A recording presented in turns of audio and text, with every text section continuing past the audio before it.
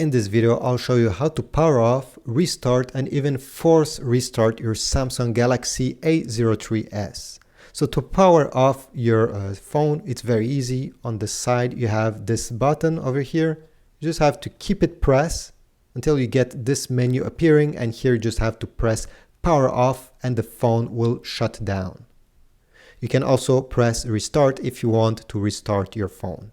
This won't delete any apps or anything from your phone. But what if your phone is frozen? You cannot access anything and this doesn't work. Well, it's easy. We're gonna force restart. To do this, you're gonna press the same button, but at the same time, you're gonna press volume down and keep both of these buttons pressed. I'll tell you when to release them. So let's do this together.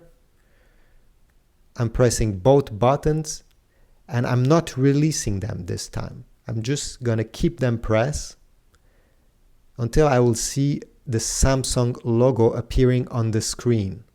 So I'm waiting. I didn't release them. Samsung Galaxy. Perfect. Now I can release both of these buttons and the phone will restart. This is great to fix problems, or again, if your phone is frozen and you have no other options, just do this. Again, it won't delete any apps or any personal data. It will just reboot your phone.